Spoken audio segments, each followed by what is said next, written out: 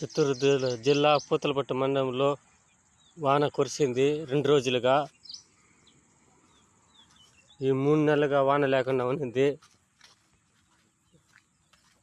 ప్రజలు ఎండలో ఎండిపోయినారు. దేవుడి ధర్మాన వాన కురిసింది. ఇంకా ఈ భూమిని దున్నవచ్చు.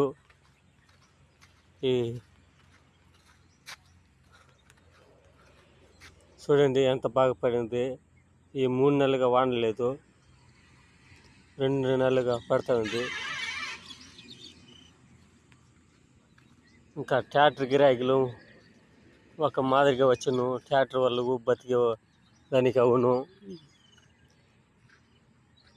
అందరికీ పని వచ్చేదానికి ఇది ఉదాహరణ ఈ వాన.